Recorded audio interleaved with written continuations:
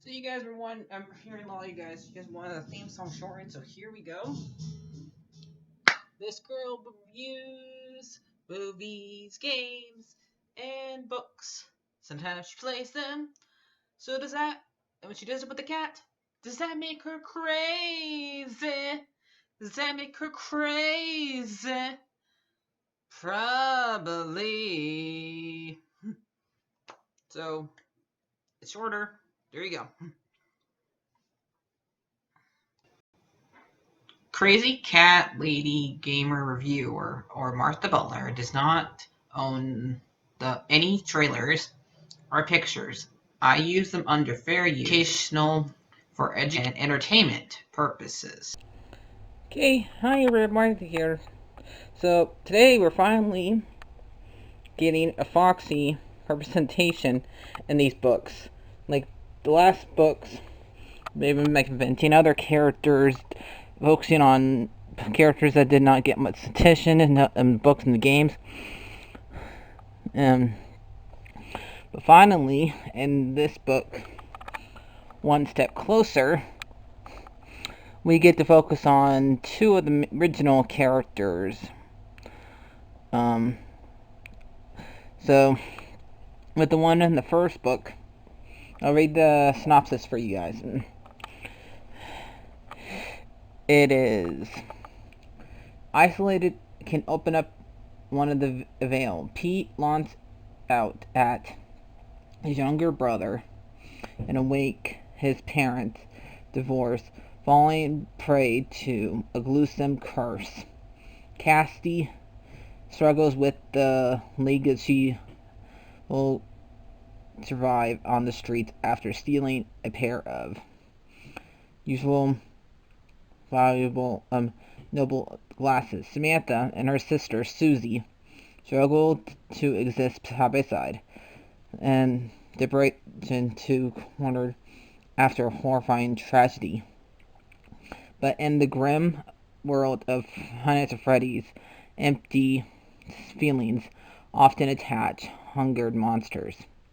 So this is the fourth novel, and here's the three of the books. And so the first one has to do with Foxy. So it's nice to see that. Yeah, I got 6 Foxies here, even though 3 of them are who become who are like the female Foxy.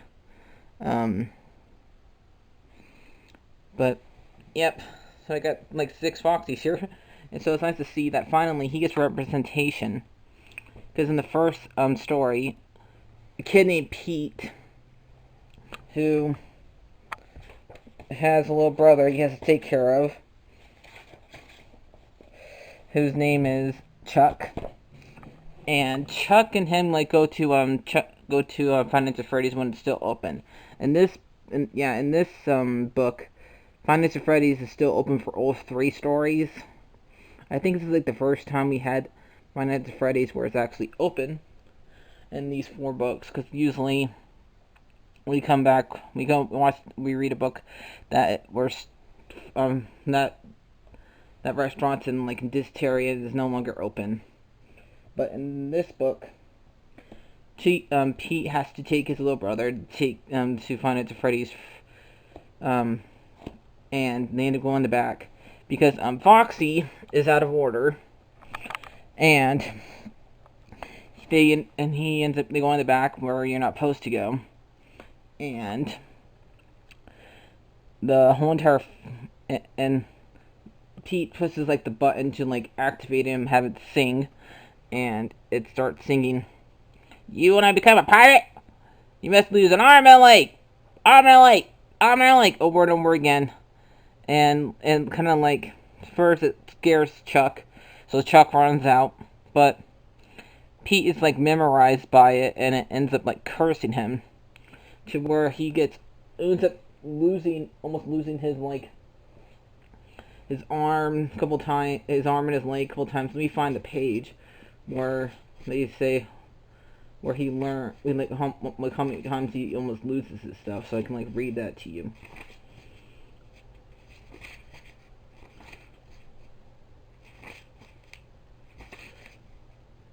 like Foxy's out to get him for some reason. So let me see. And it's kind of like the way he almost loses his arm and his leg a whole bunch of times is like coincidence-y. But okay, let's see. Barbershop nearly loses a arm. Construction site nearly lose an arm. Lake nearly lose an eye. Bio class nearly lose an eye. So yeah, and also later on, he like the next day, he's like his brother's like telling him you have to go and face Foxy because they played a video game before in front of with each other, and where you had to like it was kind of like those games where you're like a maid, a wizard, like like RPG, and he thinks that's what he will have to do with Foxy's to go and face him like you do with the monster in RPGs and to solve your problems. So he doesn't listen to his brother, like older siblings don't, siblings don't. They don't listen to their siblings sometimes because and he doesn't believe him. He thinks he's just making stuff up to scare him, to pay him back for him scaring Foxy. So the next day, he ends up having like a whole bunch of other things happen to him. Like he puts his arm inside of a train, and he couldn't get his arm stuck, but that's probably like a trick.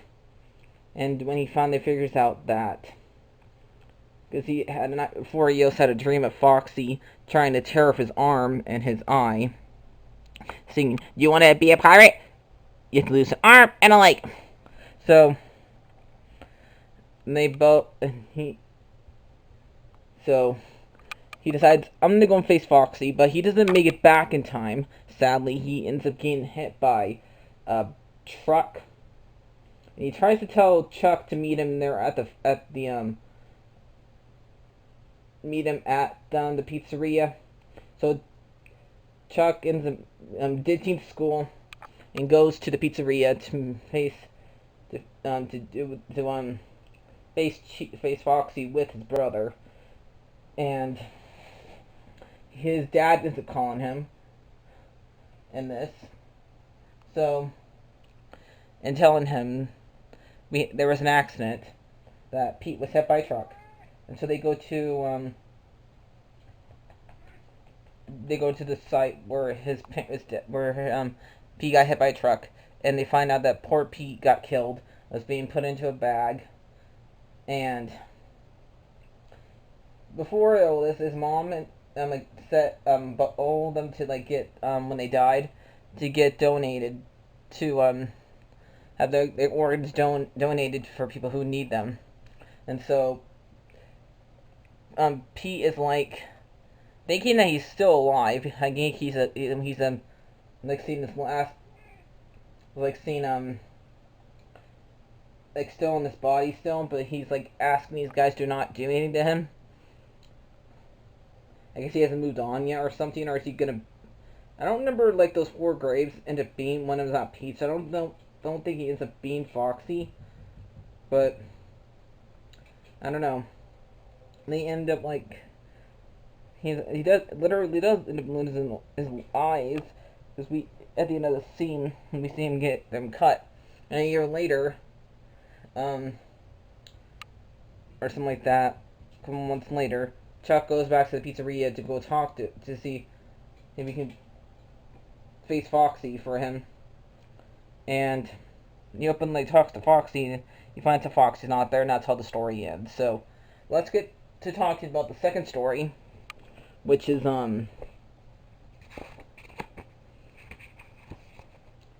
Dance With Me.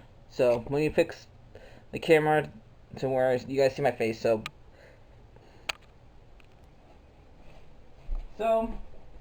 the second story, which is Dance With Me, it's finally one where we get to have a happy ending. The character at the very end doesn't die. I know this is... I didn't tell you what happens at the very end anyway, but I just like the fact. Finally, after how many stories? Because there's usually 3 in every single story. There's been 3 books. So after 10 stories, counting the one in here that we just read, there is a story that has a happy ending at the very end. So, Casty is a girl who is adult who has had a hard life. Her mom never wanted to have a kid. She had bad boyfriends and she is kicking her daughter out when she turned 17. So she's been forced to live on the streets and steal for her life and stuff like that, and in order to survive. And she ends up coming across 2 guys who are her friends who teach her how to steal and stuff like that. And so one day she ends up at the Five Nights at Freddy's store and watching a mother and her daughter who just left, who were in the store, and they end up stealing her purse, and they end up going back to the hideout, and Cassidy finds that the little girl's glasses, who has, if you put them on, you get to see a hologram of Laura, who's dancing and coming closer, and every single time she does something, and it's kind of like in the last book. Remember how there was a character who had Ella chasing her and kept bugging her. It's kind of like that one, except for it's not as bad. It isn't, both of them could drive them crazy, but I think Kathy's had a easier case to it. So she ends up leaving her 2 friends and trying to start her over by working at a restaurant, and she ends up going back to stealing because she ends up being the bus girl, and there's also a waitress there. So every time she ends up cleaning the table, she would steal part of the tip, only part of it, so make it look like she was only she's splitting it. But eventually, the girl finds out that she's been stealing from her the tip because she realized she knows how her customers work, how much they tip and how much they not like that, and realize that Cassidy's stealing from her. So the boss gives her a warning not to do it again. So she realizes, and that night she ends up having a dream of Laura calling her a thief, a liar, while she's dancing, and so she decides to leave again and try to get a nerd job, but she almost steals a dress that she was gonna get a dress. She was gonna be a secretary, so she wanted to look really nice and formal for this job, but she could not afford both the shoes and a dress. So she's paying for the shoes, but she did not pay for the dress. So this time she gets caught because of how clothes end up having those things to make sure that are events to be stolen. She leave the store, they hear a beep beep beep sound, and alerted the manager over there and the person that she sold the shoes to, and they're about to call the cops, but somebody pays for the dress, and she's able to go, but she's like, okay, that's enough. I'm gonna take back these glasses to the person who used to own them, stuff like that, because she's sick of Laura following her around, and how she puts it on, she's getting closer and closer, and basically Laura is guilting her, and she's saying, "Stop stealing!" So, and she decides to return the glasses to the original owner. So what she does, because she still has the ID of the person the mom's daughter who still owns who owned the glasses. So she looks at the ID and finds out where they live, and goes there personally and returns the purse, the glasses, and puts a couple of cash in her after she worked and got the job as a secretary. And said, "I'm sorry that I stole this from you. I'm trying to go straight. I'm not going to steal anything again." And remarkably, she forgives her, and they drink tea and stuff like that. So Yay, happy story! One is a happy story, but the next one, which is, I would say, even sadder than the first one, is coming home. So, the death has already happened because it's about two sisters, Samantha and Susie. Susie's like a year older than Samantha, but she acts younger than Samantha. So, but apparently, I'm not sure how this happened, if this really did happen the way it is in the show, in this book. But apparently, Susie was killed. She's one of the kids that got killed by Purple Man. But we don't know, they don't show her like getting taken, but every single night, Chica comes to take her.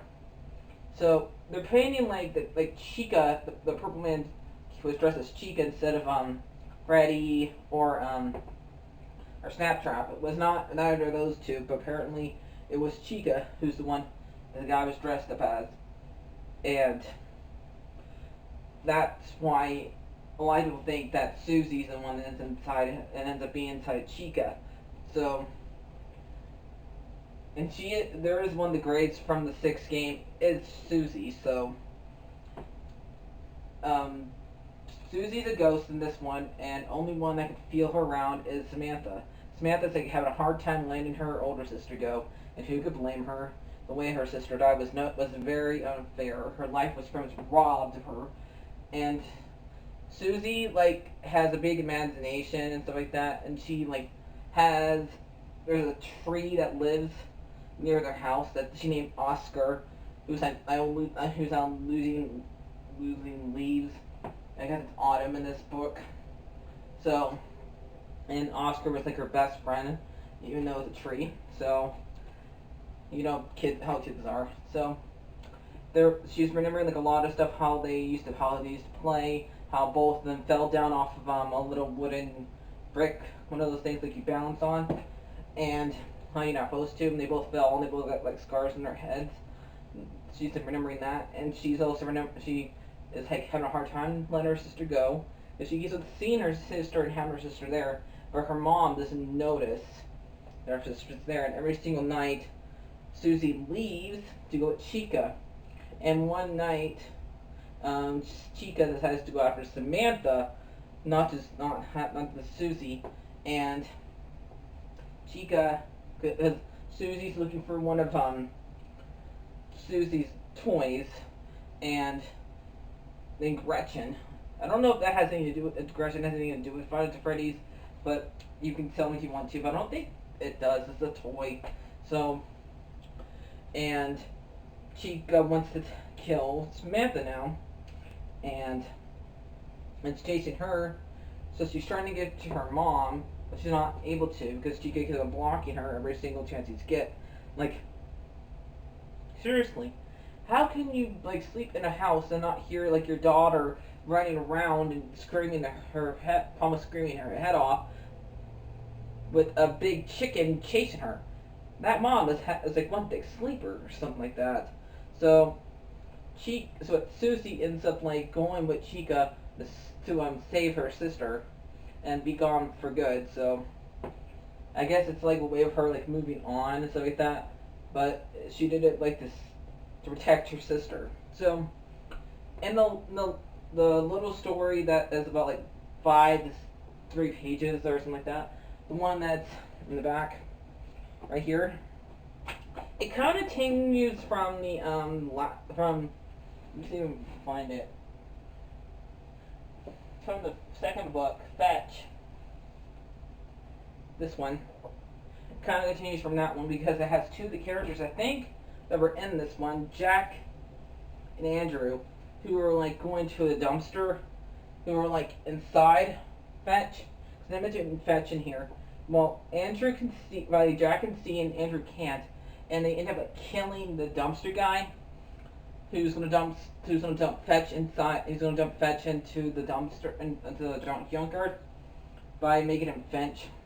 And so it kind of ends weirdly. That's what I don't like talking about the last story, because it always ends up weirdly. Like here, The thing is, Jack said, if you did not somehow, whatever, cause you to be in everything that you got yourself into, I infected them. I remember now. What?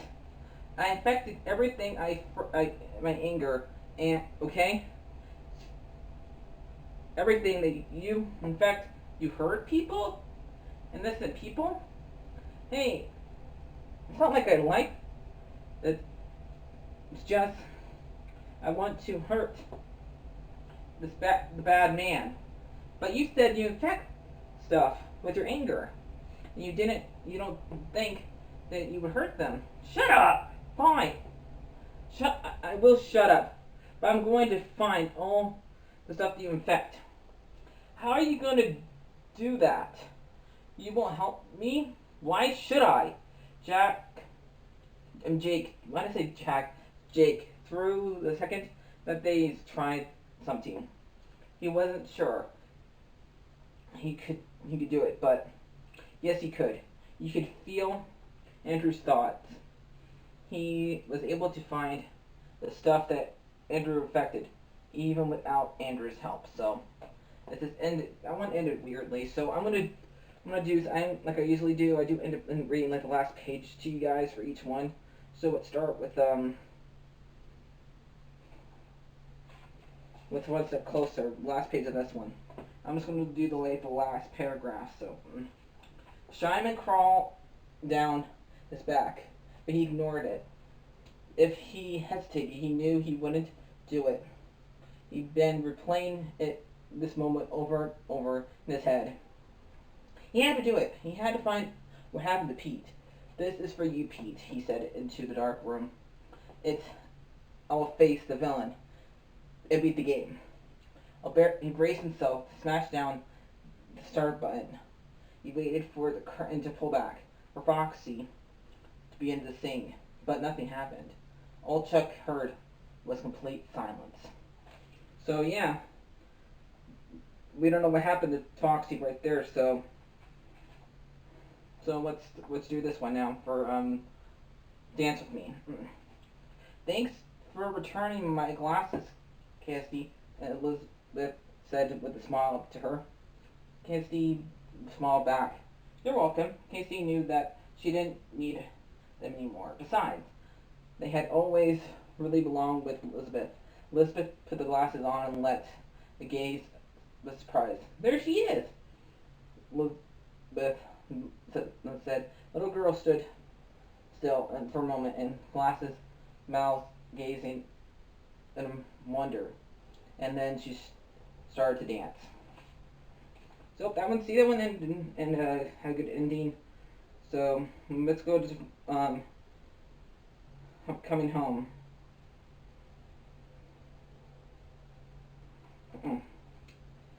Susie let go, and Samantha breast after tears ran down her cheek. Susie smiled, then ran into Chica. Samantha watched Chica take her sister's hand. Then she watched Chica let Susie aggression away. They disappeared just as Oliver dropped his last leaf.